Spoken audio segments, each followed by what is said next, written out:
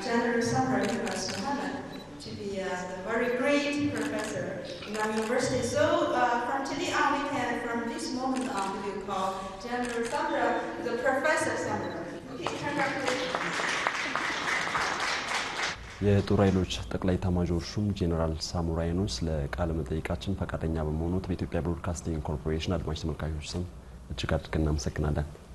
እኔም አመሰግናለሁ። እንግዲህ ቀዳሚው ጥያቄ የኢፌዴሪ መከላከያ ሰራዊት ላበረከተው የሰላምና የልማት አስተዋጽኦ በቅርቡ ከቻይናው ቲያንጂን ዩኒቨርሲቲ የክብር የፕሮፌሰርነት ማዕረግ አግኝቷል። ይህ በአጠቃላይ ለሰራዊቱም ይሁን ለኢትዮጵያ ሕዝብ ያለው ትርጉም ምንድነው ማለት ይቻላል? በዚህን ጀምር። ዋናው እውቅናው በእኔ እምነት ማለት ነው እውቅናው የመጀመሪያውና ዋናው ህገ መንግስታዊ ስርዓታችንና የሰላም ፖሊሲያችን ህገ መንግስታዊ ስርዓቱ እና የሰላም ፖሊሲዎቻችን የዚህ እውቅና ነው። አንደኛው እውቅናው በየነመሰ ሁለተኛ ህገ መንግስቱ መሰረት የተገነባው የተዋቀረው የፌዴራል መከላከያ ሰራዊት በአገር ውስጥና በአካባቢያችን በሰላም ማስከበር ላደረጋቸው አስተዋጽኦ ወይም ያደረጋቸው ላለው አስተዋጽኦ የተሰጠው እውቅና ነው እና ከዚህ አንፃር ነው የማየው እውቅናው ለሰራዊቱም ነው ለሀገራችን ፖሊሲ ነው። የሀገራችን የሰላም ፖሊሲ ሌላውኛው ደግሞ የሰራዊታችን አስተዋጽኦ በአገር ውስጥም ይሁን አሁን እንግዲህ አካባቢያችን የታወቀ ነው ታውቁታላችሁ። የአካባቢያችን የብጥብጥ አካባቢ ሊባል የሚችል ችግር ያለበት አካባቢ ነው። ይሄ ሆኖ ግን ኢትዮጵያ ሰላም አለ፣ አስተማማኝ ሰላም አለ። ለልማቱ እና ለዲሞክራሲያዊ ስርዓት ግንባታው የተመቸ ሁኔታ ከመፍጠር አንፃር ሰራዊቱ ከሌሎች የጸጥታ ኃይሎች ጋር በመሆን ግዳጁን በሚገባ እየተወጣ ያለ ነው። ይሄ ብቻ ሳይሆን በአካባቢ ሰላም ማስከበር በአፍሪካውያን ወንድሞቻችን ለመርዳት ለመደገፍ በሰላም ማስከበርም ከፍተኛ ስራዎች እየሰራ ነው። የላቀ ተወዳጅነትም ያተረፈ ሰራዊት ነው።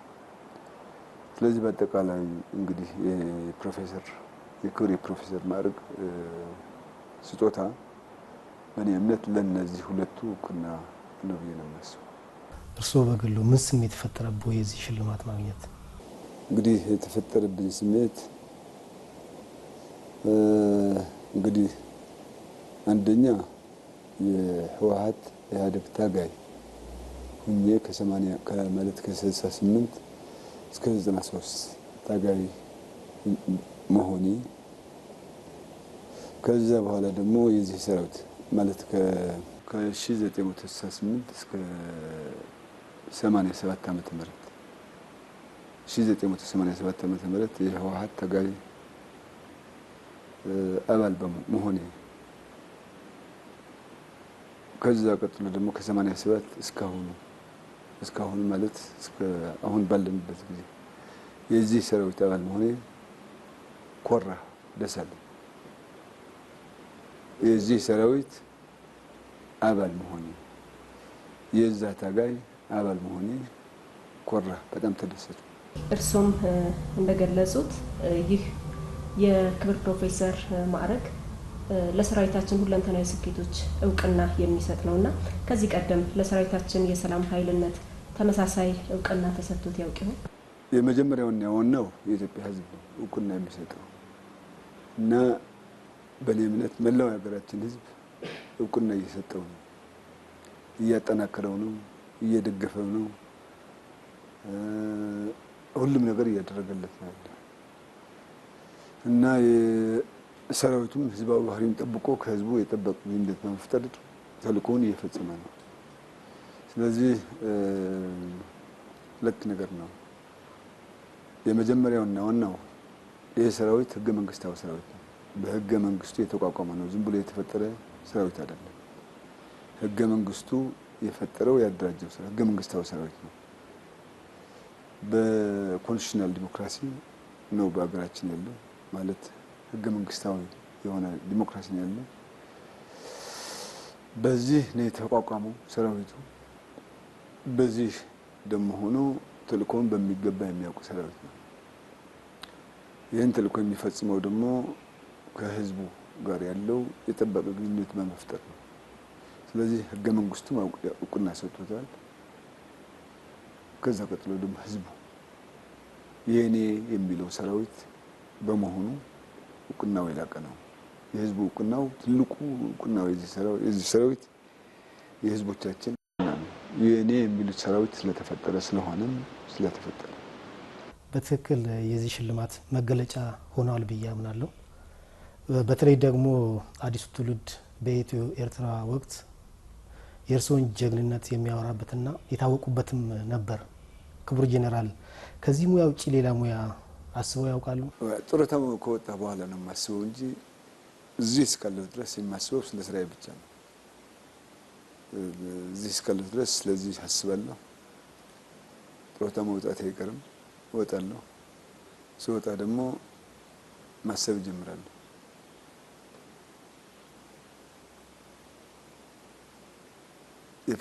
ማለት የሚችለውን እና የሚፈልገውን መስራት እንደምችል ግን አውቃለሁ። ስለዚህ አሁን የማስበው ነገር የለም፣ ያሰብኩት ነገርም የለም። ጊዜ አለ። ጡረታ ከወጣ በኋላ ደግሞ ለወቅቱ የሚሆን አስባለሁ። ጥሩ። እንግዲህ የእርሶን ታሪክ ስንሰማ በልጅነቶት ገና በልጅነት እድሜው ወደ ትጥቅ ትግል እንዳመሩ ይታወቃልና በዛ ወቅት ለህዝብ ጥቅም መኖርን የህዝቦችን ችግር ለመፍታት ከፊት መሰለፍን እንዴት አሰቡት? በዚያ ወቅት የነበሩት ባልንጀራዎችዎት የነበራቸው ስሜትስ ምንድን ነበር ማለት ይቻላል? ሌሎች ከሚያስቡት የተለየ ነው ያሰብኩት ነገር የለም፣ አልነበረም። በወቅቱ ያው ሌሎች በርካታ ወጣቶች ያው ጭቆናውን የህዝቦች መከበር አለበት፣ የህዝቦች ዲሞክራሲያዊ መብት መከበር አለበት የሚሉ ኢትዮጵያውያን በሙሉ ታጋዮች ያሰቡት ነው ያሰቡት እና ከሌሎች የተለየ ያሰቡት ምንም ነገር የለም። እና ስቀላቀል ደግሞ እኔም ደስ አለኝ እነሱም ደስ አላቸው። እንግዲህ ሁለት ነገር ነው በግልጽ ለመናገር ማለት ነው። የጠለቀ ፖለቲካ እውቀት ነበረኝ ብዬ የምናገር አይደለም። ስሜቱ ነው ዋናው፣ የመታገል ስሜቱ ነው ዋናው እንጂ የጠለቀ ፖለቲካ እውቀት ይዤ አይደለም። መጨቆን ምን አልወድም፣ አልፈልግም። መጨቆን የተጨቆነ ህዝብ ማየት አልፈልግም፣ አልወድም። ስለዚህ ጸረ ጭቆና መታገል እንዳለብኝ ወሰንኩኝ ማለት ነው።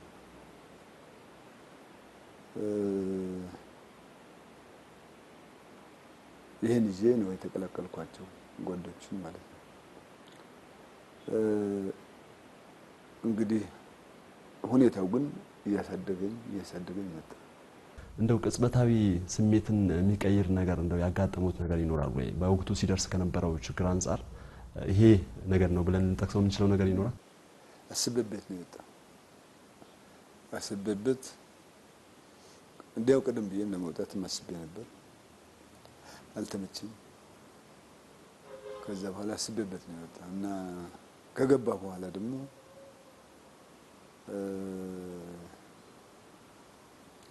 እኔ ያመንኩበት ነገር እስከ መጨረሻው መቀጠል አለበት የሚል መሄድ አለብኝ ብዬ ስለማምን ሌላ ያሰብኩት ነገር የለም፣ አልነበረም። መታገል ከመታገል ውጭ ሌላ ያሰብኩት ነገር የለም፣ አልነበረም። እንደ ግለሰብ ሲታይና እንደ ታጋይ ሲታይ ለህዝብ መኖር ልዩነቱ የቱ ጋር ነው? ለእርሶስ የሚሰጠው ስሜት ምንድን ነው? ደስታ። ለህዝብ መኖር እኔ ለራሴ ነው ዋናው ነገር። ምንድነው የምታገለው? ራሴም መጨቆን ስለማልፈልግ ነው። ይሄ ነው በአንድ በኩል እያንዳንዱ ሰው ማወቅ ያለበት።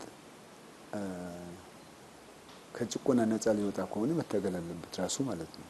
ስለዚህ ለራሴም መታገል አለብኝ። የመማር ፍላጎት ነበረኝ አለኝ።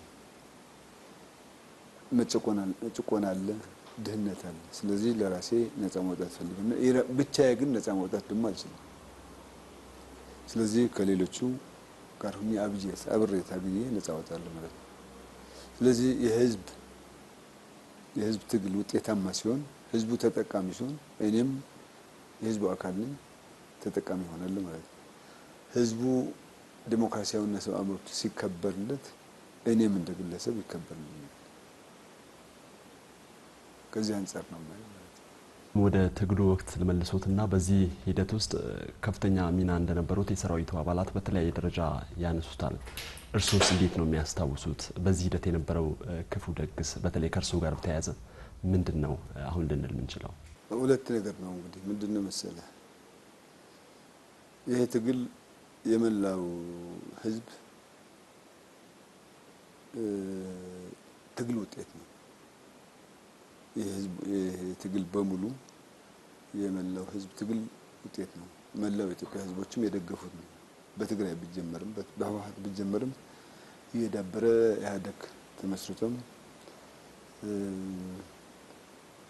እንደ ኢህአዴግም መላው የኢትዮጵያ ህዝብ ማንቀሳቀስ ጀምሮ መላው የኢትዮጵያ ህዝቦች የደገፉት ትግል ነው ማለት ነው። የደገፉት ብቻ ሳይሆን ያጠናከሩት የፈጠሩትም እነሱ ናቸው። ያጠናከሩትም እነሱ ናቸው። ይሄ ነው አንዱ መሆን ያለበት የህዝብ ትግል ነው ማለት ነው። በዚህ የህዝብ ትግል ውስጥ እኔ የተለየ ታሪክ ነበርኝ የምለው ነገር የለም። የተለየ የግል ታሪክ ነው የምለው የለም። የህዝብ ታሪክ እንግዲህ የትግሉ ታሪክ ከሆነም የህዝብ ትግል ታሪክ ነው። በዚህ ታሪክ እኔም አለሁ። የኔ ታሪክም እዛው ነው የሚካተተው እንጂ ለብቻው የሚወጣ ነገር የለውም ማለት ነው። እና እንደዛ ነው የማስበው። ስለዚህ የህዝብ ትግል ነው። የህዝብ ትግል ውጤት ነው። ታሪኩም የህዝብ ነው። የኔ ታሪክም እዛው ይገባል። ይሄ ሆኖ ግለሰቦች ግን ድርሻ ያላቸው ማለት አይደለም። ግለሰቦች ድርሻ አለው። እኔም እንደ ግለሰቦች በተመደብኩበት ድርሻዬን እየተወጣ መጥቻለሁ። ሁሉም ሰውም ድርሻው እየተወጣ ያመጣ ይመስለኛል። እንደዛ ባይሆን ኑሮ ድል የሚባል ነገር የለም። ክቡር ጄኔራል እንግዲህ በመከላከያ ሰራዊት ውስጥ የነበሩት የደረጃ እድገትን እንዴት ነው የሚያዩት? አሁን ላሉበት ደረጃ እንዴት በቁ?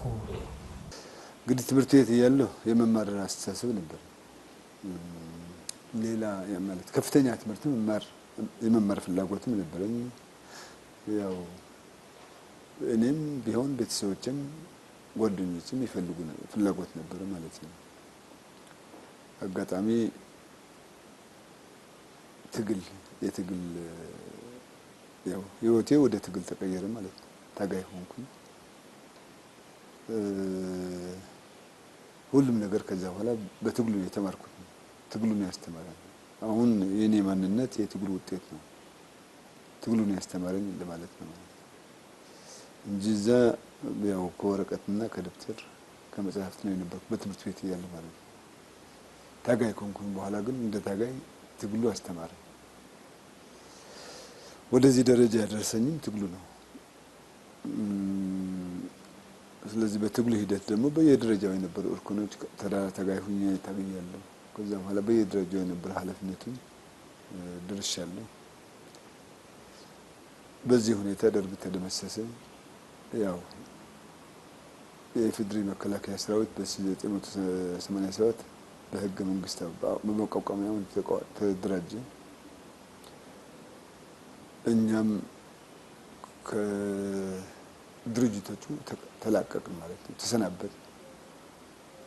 ምክንያቱም በዛን ጊዜ የነበረ ያው የፓርቲው ሰራዊት ነው የነበረው። የኢፌዴሪ መከላከያ ሰራዊት ስንሆን ግን የፓርቲ መሆን አንችልም። ስለዚህ ተሰናበትን ማለት ነው። እንግዲህ ከዛ በኋላ ያው በሰራዊቱ ያው የመጀመሪያ ስንሾም ያው ሲደራጅ ብርጌዴር ጄኔራል ማዕረግ ተሰጠኝ።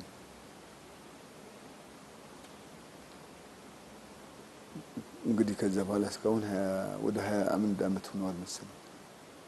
በሂደት ደግሞ ያው የሜጀር ጄኔራልነት ማዕረግ፣ የሌፍተናንት ጄኔራልነት ማዕረግ፣ የጄኔራልነት ማዕረግ በየደረጃው በየጊዜው ተሰጠኝ ማለት ነው። ይሄ ሁሉ ግን የስራ ውጤት ነው ብዬ ነው የማምነው። የስራ ውጤት ነው። ያለኝ እውቀት ደግሞ ያው የዚህ ስራ አባል በመሆኔ ነው። እውቀቱም ስራው አባል በመሆኔ ያገኘሁት እውቀት ነው። ክቡር ጄኔራል የኢፌዴሪ መከላከያ ሰራዊት በስነ ምግባሩም ይሁን በሁለንተናዊ ብቃቱ በዓለም አቀፍ ደረጃ ጭምር የሚያኮራ ገድል እንዳለው ነው የሚታወቀው የሚነገረው። የዚህ ምንጩ ምንድነው ማለት ይቻላል? ሚስጥሩ ምንድነው? አንደኛ ዋናው ግንባታው ነው። የሚገነባው ለሰላም ነው። ሰራዊቱ የሚገነባው ለሰላም ነው። ዋናው ዓላማው የሚገነባው ለሰላም ነው። የሰላም አደጋ የሰላም ሁኔታ ከሌለ ደግሞ ያው የጦርነት አደጋ ካጋጠመ ደግሞ በአጭር ጊዜ ተዋግቶ ለማሸነፍ ነው። ስለዚህ ሰራዊቱ የሚገነባበት ዓላማ ለነዚህ ነው። ለሰላም ነው አንዱ። ሁለተኛ ደግሞ የጦርነት አደጋ ካጋጠመ ተመልሶ በአጭር ጊዜ አሸንፎ እንደገና ወደ ሰላም ማምጣት ነው። ሌላው ሶስተኛው ደግሞ ዲሞክራሲያዊ አመራርነትን ለማረጋገጥ ህገ መንግስታዊ ስርዓቱን የሚጠብቅ ህዝቡን የሚያገለግል እንጂ ለህገ መንግስታዊ ስርዓቱና ለህዝቡ የሚያገለግል ሰራዊት እንጂ ሌላ በራሱ ሌላ እንትን የሆነ ሰራዊት አይደለም እና ዲሞክራሲያዊ አመራርነትን ለማጠናከር ነው። የህገ መንግስታዊ ሰራዊት ማለት አንዱ እሱ ነው። የህዝብ ባለስልጣናት የሚቀበል የሚያከብር መሆን አለበት ማለት ነው። ስለዚህ ነው በዚህ አንደኛው ይሄ መሆን በሚገባ ይገነዘባል፣ ያውቃል። ተልእኮውን በሚገባ ይሄ ግንባታው ነው ዋናው ማለት ነው። ህዝብና ህገ መንግስታዊ ስርዓቱን ማገልገል መሆኑን ስለሚያውቅ ነው ማለት ነው። ስለዚህ ግንባታው ነው አንዱ ነው ማለት ነው። ሁለተኛ ህዝባዊ ባህሪው ጠንካራ ነው፣ የተረጋገጠ ነው። ለሁሉም ህዝቦች እኩል ያያል። ሁሉም የኔ ናቸው ይላል። ይሄ ህዝባዊ ባህሪው ሌላ ሀገርም ሄዶ ያገለግለዋል። ሌላ ሀገር ሄዶም ህዝብ ነው። ስለዚህ ያለው ህዝብም ልማት ያስፈልገዋል፣ ሰላም ያስፈልገዋል ብሎ ያስባል። ስለዚህ ህዝባዊ ባህሪው እዛ ሄዶም ለሌሎች ህዝቦችም እኩል እንዲያያቸው ያደርጋል እና ከህዝብ ጋር አብሮ እንዲሰራ ምቹ ሁኔታ ይፈጥርለታል ማለት ነው። ሌላው እና ስራው በሙሉ ከህዝብ ጋር አብሮ የሚሰራ ህዝባዊ ባህሪው የጠበቀ በመሆኑ የተረጋገጠ በመሆኑ አገር ውስጥም ቢሆን ሌላ አካባቢም ቢሆን ስራዎቹ ከህዝብ ጋር ህዝብን እንዳያቅም በሚገባ በመረዳት ስለሚፈጽመው ነው ማለት ነው። ሶስተኛው ልዩ የሚያደርገው ሰራዊታችን ውጤት የሚፈልግ ሰራዊት ነው። ውጤት ፈላጊ ነው። ውጤት የሚፈልግ ሰራዊት ነው። ውጤት የሚፈልግ ሰራዊት ስለሆነ ደግሞ ግዳጅን ፈጻሚ ነው። ውጤት የማይፈልግ ሰራዊት ለውጤት የማይሮጥ ለውጤት የማይጓጓ ሰራዊት ከሆነ አደጋ ነው። ሰራዊታችን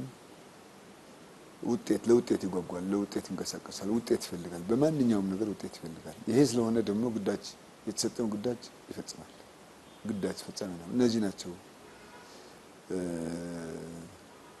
ተወዳጅም ስኬታማ ስራ በሰላም ማስከበርም ስኬታማ ስራ እንዲሰራ እያደረጉት ያለ ተቀባይነቱም እንዲጨምር እያደረጉት ያለ በእኔ እምነት እነዚህ ናቸው። ወደዚህ ወደ ሰላም ማስከበሩ ጉዳይ እንመለሳለን። አሁንም ግን ከዚህ ከህዝባዊነቱ ጋር ተያይዞ የሀገሪቱ ልማት ሰላምና የዲሞክራሲ ስርዓት ግንባታው ላይ ድርሻው ምንድነው ማለት ይቻላል? በምንድነው የሚገለጸውስ? መጀመሪያ ተልእኮም በሚገባ መፈጸም ነው። ህገ መንግስታዊ ተልእኮ አለ። የመጀመሪያ ድርሻው እንግዲህ ልማት እና ዲሞክራሲያዊ ስርዓት ግንባታ ስኬታማ እንዲሆን ሰላም መኖር አለበት። ስለዚህ አንደኛ ተልእኮ ሰላም ማረጋገጥ ነው። ይሄ ሰላም ብቻውን የሚያረጋግጠው አይደለም። ቅድም እንደገለጽኩት ከሌሎች የጸጥታ ኃይሎች በመቀናጀት እንዲሁም ከህዝቡ ጋር በመሆን ሰላም ማረጋገጥ ነው የመጀመሪያ ማለት ነው። ሰላም ካረጋገጠ በተዘዋዋሪ መንገድ ልማትና ዲሞክራሲያዊ ስርዓት ግንባታው ይሄድና አስተዋጽኦ እያደረገ ነው ማለት ነው። ሁለተኛ ሰራዊቱ ሰላም ማረጋገጥ ብቻ ሳይሆን ዲሞክራሲያዊ ተቋም መሆን አለበት። ራሱ ዲሞክራሲያዊ የሆኑ አሰራሮች፣ አካሄዶች መኖር አለባቸው። አሳታፊ የሆኑ አካሄዶች መሄድ አለባቸው። ይሄ ብቻ ሳይሆን በሌላ አገላለጽ ዲሞክራሲያዊ ከሆነ በህዝብ የተመረጡ ባለስልጣናትን ይቀበላል። ስለዚህ ዲሞክራሲያዊ ስርዓትን ግንባታውን ይደግፋል ማለት ነው። በውስጡ ዲሞክራሲያዊ ህይወት የሌለው ሰራዊት በህዝብ የተመረጡ ባለስልጣናትን ለማክበር በጣም ይቸገራል፣ አስቸጋሪ ነው። ስለዚህ ዲሞክራሲያዊ ህይወቱ የጠበቀ ነው፣ በውስጡ ተጠበቃለን። ይሄ ከሆነ በህዝብ የተመረጡ ባለስልጣናትን ያከብራል፣ ይቀበላል፣ በእነሱ ይታዘዛል። በሌላ አገላለጽ ለህገ መንግስታዊ ስርዓቱና ለህዝቡ ብቻ ያገለግላል። ይሄ በማድረግ አድርጎ የልማትና የዲሞክራሲያዊ ስርዓት ግንባታውን ያፋጥናል ማለት ነው። ሌላው አስተዋጽኦ ደግሞ እንደ ዜጋ መሳተፍ አለበት። በሁሉም የልማት ስራዎች እንደ ዜጋ በሚታወቁ የልማት ስራዎች ይሳተፋል። ለምሳሌ በህዳሴ ግድብ አለ፣ እንደማንኛውም ያዋጣል። የአመት ደሞዙ ይቆርጣል፣ ግዴታው ነው። እንደ ዜጋም እንደ ወታደር እዛ ይጠብቃል፣ እንደ ወታደር ማለት ነው። እንደ ጸጥታ ኃይል እዛ ሆኖ ካሉት የጸጥታ ኃይሎች ጋር ሆኖ ይጠብቃል ግድቡን ማለት ነው፣ ህዳሴ ግድቡን። እንደ ኢትዮጵያዊ ዜጋ ደግሞ ይሳተፋል፣ በሌሎች የልማት ስራዎችም ይሳተፋል ማለት ነው። ለምሳሌ የተቸገሩ ቤተሰቦች፣ የተቸገረ ቤተሰብ ካለ በዚህም ይሳተፋል። በሌሎች የልማት ስራዎች ለምሳሌ ትምህርት ቤት ግንባታ፣ ሕክምና ግንባታ፣ በተለያዩ ስራዎች ይሳተፋል። በተለይ የኢትዮጵያ መከላከያ ሰራዊት ጎረቤት ሀገራት ሰላም በማስከበር ውስጥ ይሰማራል። ከዛ ባሻገር አምባሳደርም ነው። የኢትዮጵያን ገጽታ በመገንባት ረገድ ትልቅ አስተዋጽኦ እያበረከተ ያለ ሰራዊት ነውና በተለያዩ የጎረቤት ሀገራት ሰላም በማስከበር ሂደቱ ያለው መገለጫና የኢትዮጵያዊነት ገጽታውን እስቲ ይግለጹን። ያው ኢትዮጵያዊነት የኔ መገለጫ የምለው የህዝብን ጥቅም ማስቀደም፣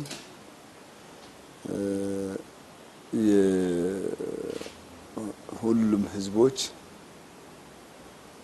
ማለት የዳይቨርሲቲ የምንለው ማመንና መቀበል ነው። ለኢትዮጵያዊነት በኢትዮጵያ ውስጥ በርካታ ህዝቦች እንዳሉ፣ በርካታ ብሔር ብሔረሰቦች እንዳሉ ማመን፣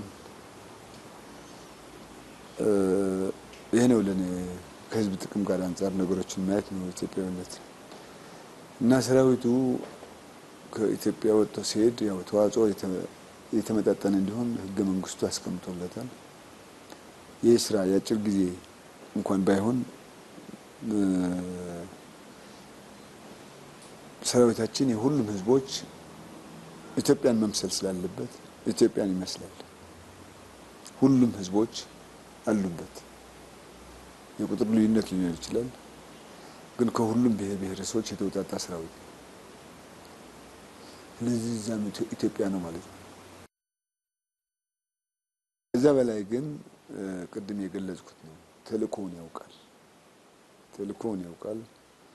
ማንኛውም ግዳጁ ከህዝብ ጋር ሆነ መስራት እንዳለበት ያውቃል። ሌላው ደግሞ ውጤት ይፈልጋል። ውጤት ፈላጊ ነው። ውጤት ስለሚፈልግ ግዳጅ ፈጻሚ ነው። ይሄ የሰራዊታችን ልዩ እንትን እሴቶችም ናቸው። እሴቶቻችንም ናቸው የሰራዊታችን።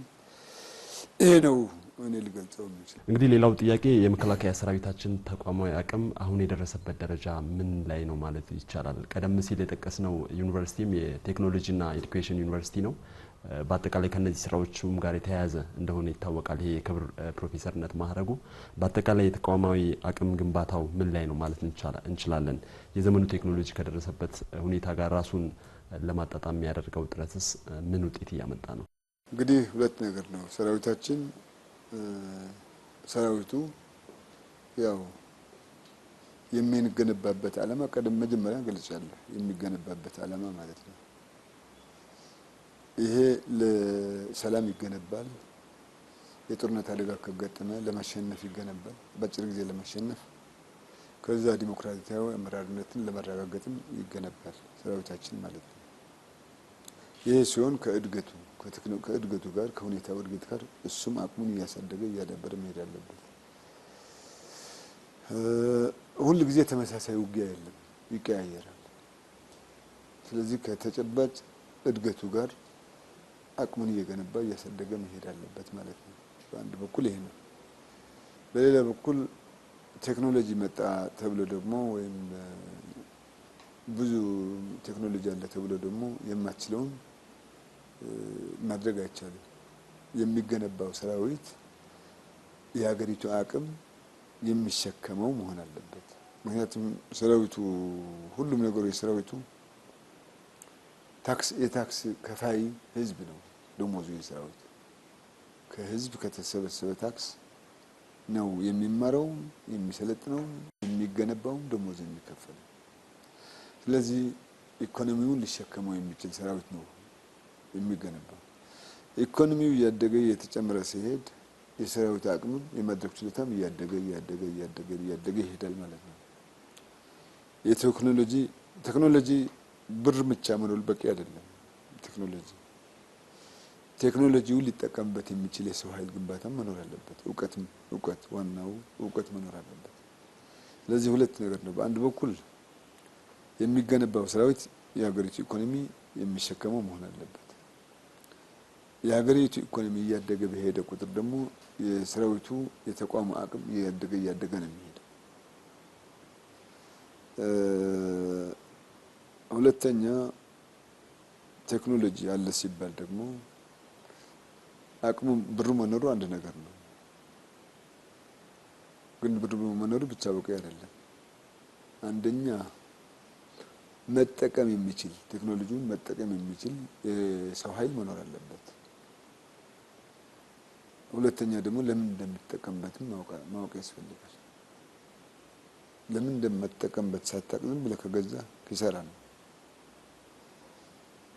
ተቋማችንን በዚህ ሂደት ነው ያለው ማለት ነው። ማለት ተቋማችንን እንግዲህ ዋናው ትኩረቱ በሰው ኃይል ግንባታ ነው። ዋናው የአቅም ግንባታ ስራችን ፎከሱ ዋናው ማዕከል የሚያደርገው የሰው ኃይል ነው። በእውቀት በሙያው የዳበረ ሙያ እንዲኖረው፣ ሳይንሳዊ እውቀቱም የዳበረ እንዲሆን፣ የአመራር ብቃቱም የዳበረ እንዲሆን፣ ቴክኒካዊ ብቃቱም የላቀ እንዲሆን ዋናው ማዕከሉ በሰው ኃይል ስልጠና ነው።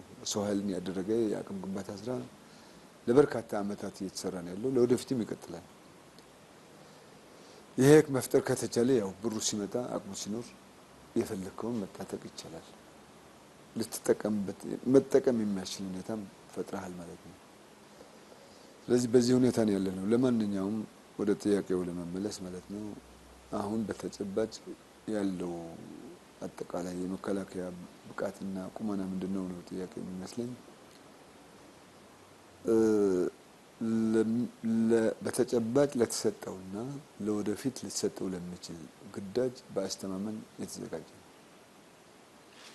ማለት በተጨባጭ የተሰጠ ግዳጅ አለ። በአንድ በኩል በኤርትራ አንድ ግንባር አለ፣ በሌላ በኩል የሰላም ማስከበር ግዳጅ አለ፣ ሌላው ደግሞ ጸረ ሰላም ኃይሎችን መከታተል አለ፣ ሶማሊያም አለ እና የተሰጡት ግዳጆች አሉ። እነዚህን እና ፕላስ ለወደፊት ሊሰጠው ለሚችል ግዳጅም በአስተማማኝነት ለመፈጸም በድል ለማጠናቀቅም በአስተማማኝ የተዘጋጀ ነው የነማን የጦር ኃይሎች ጠቅላይ ኤታማዦር ሹም ጄኔራል ሳሞራ የኑስ ከተጣበበ ጊዜዎት ይህንን ቃለ መጠይቅ እንድናደርግ ስለፈቀዱልን በአድማጭ ተመልካቾች ስም እጅግ አድርገን እናመሰግናለን። እናመሰግናለን።